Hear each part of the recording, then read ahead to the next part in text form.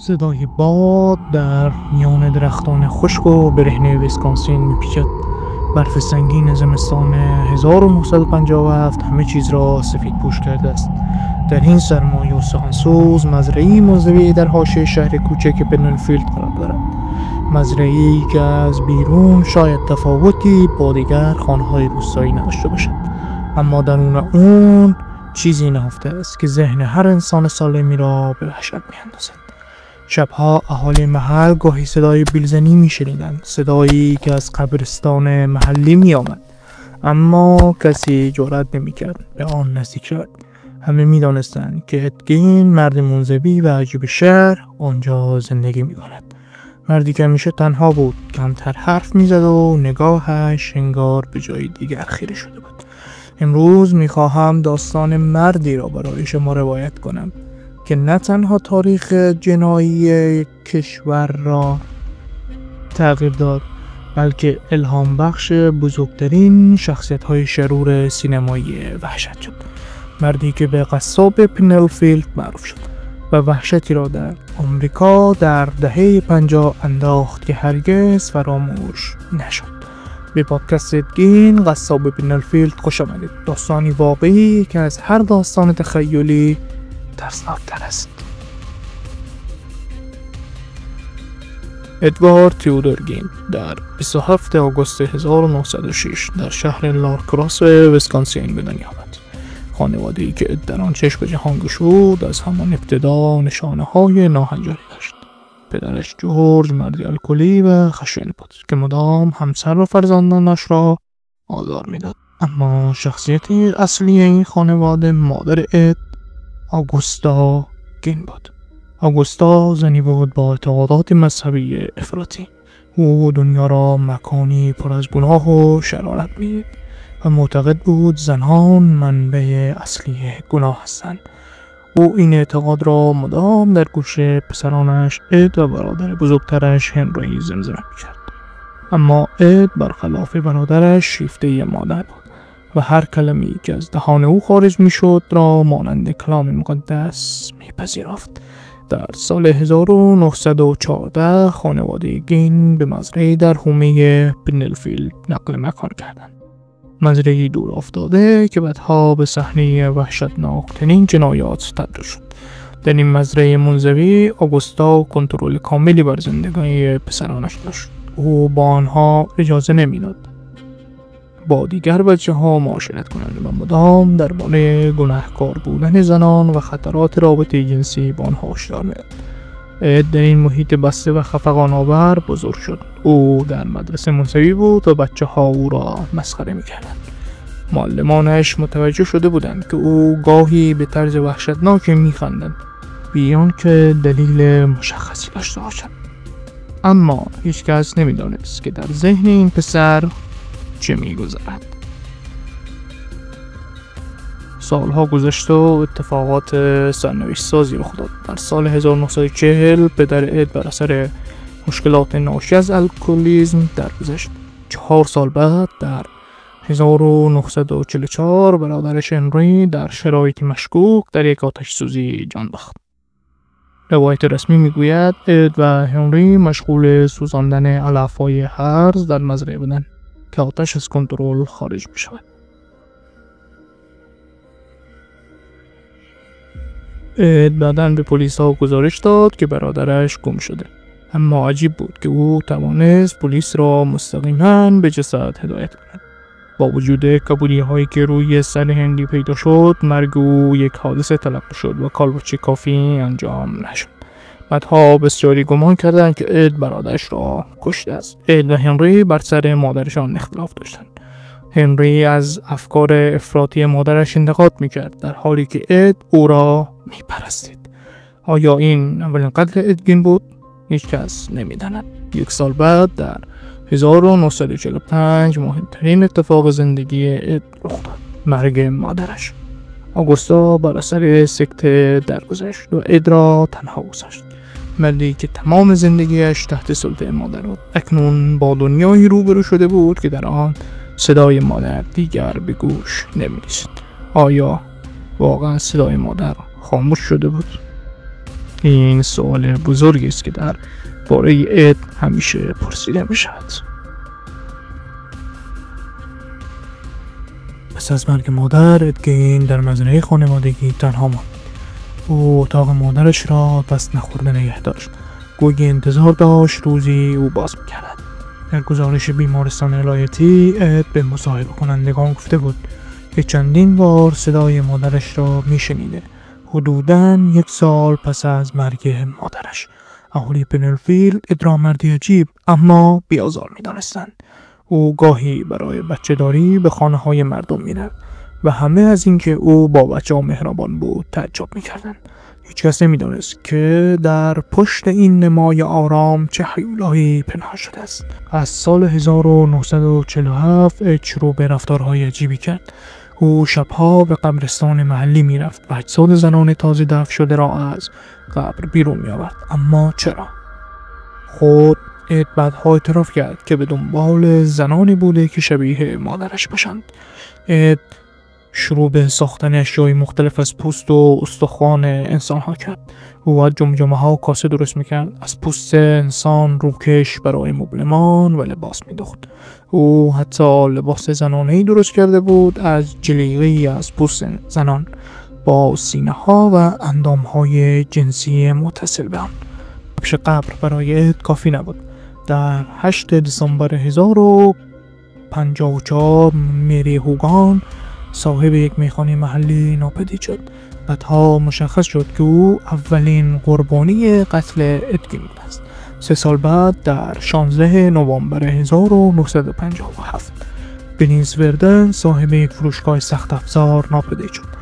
اد آخرین کسی بود که با او دیده شده بود. این سرنخ پلیس را به مزرعه ادگین هدایت کرد. وقتی ماموران پلیس وارد مزرعه ادگین شدند، با صحنه‌ای روبرو شدند که تا آخر عمر نتوانستند فراموش کنند. در انباری جسد برنز وردن را یافتند که از پا آویزان شده. سر او قطع و شکمش دریده شده بود. سر او را داخل جعبه‌ای در خانه پیدا کردند. اما این تازه آغاز وحشت بود. با بررسی بیشتر پلیس با مجموعی از اشیای هولناک روبرو شد.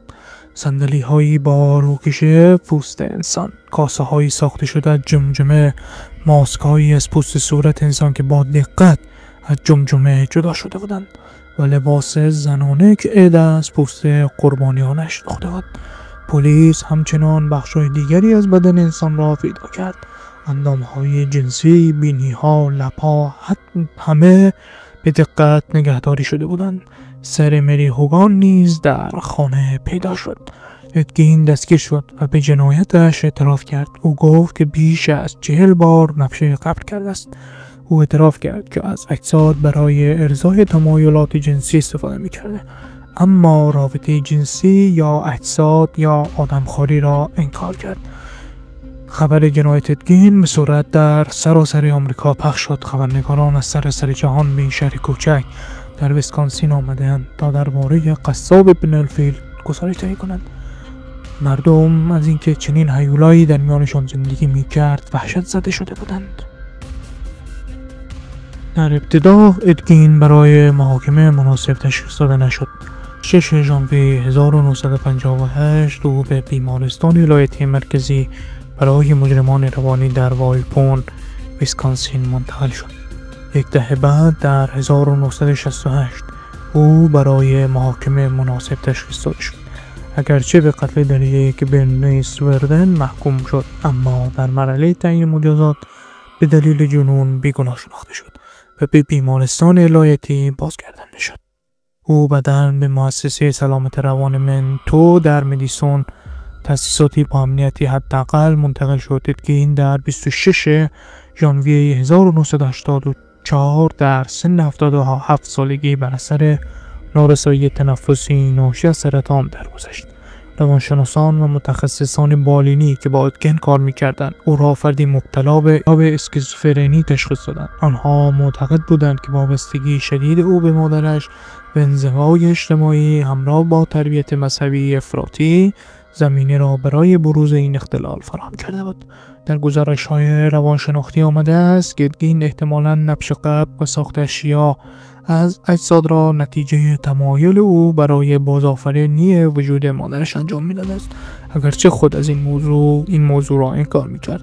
مزرعه اتگین که به خانه وحشت معروف شده بود در سال 1958 در آتش سوزی که احتمالاً عمدی بود نابود شد. انگار مردم می‌خواستند هر نشانه‌ای از این جنایت هولناک را از روی زمین محو کنند.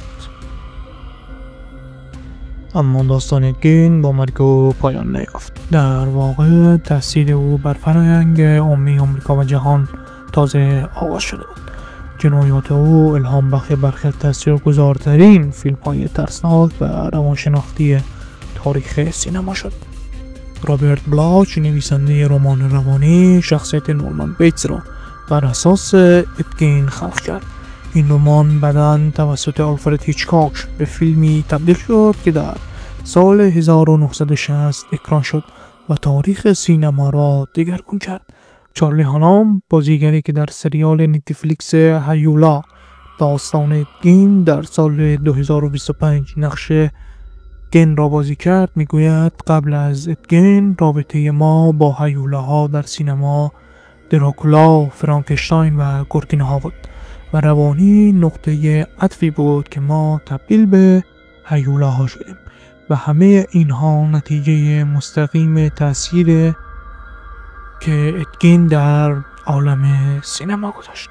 در فیلم روانی شخصیت نورمن بیتس مردی منزوی است که موتل کوچکی را اداره می کند و تحت سلطه مادرش است. در پایان فیلم مشخص می شود که او مادرش را کشته و جسدش را در خانه نگه داشته است.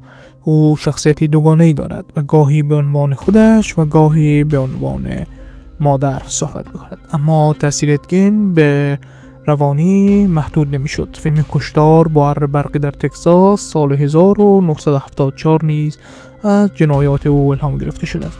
همچنین شخصیت بوفالو بیل در فیلم سکوت بره‌ها سال 1991 برنده جایزه اسکار تا حدی بر اساس اتگین شکل گرفته بود.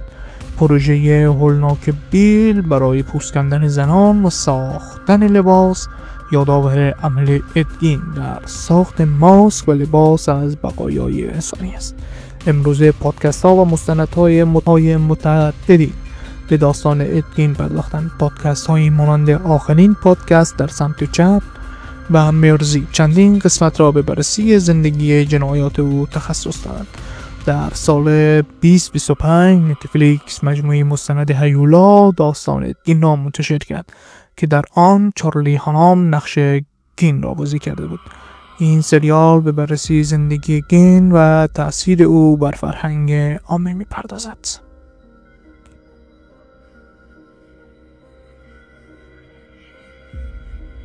چارلی هانام بازیگر نقش گین در سریال هیولا این پرسش را اینگونه مطرح می‌کند: فکر می‌کنم یکی از سوالاتی که ما در نمایش می‌پرسیم این است که هیولا کیست؟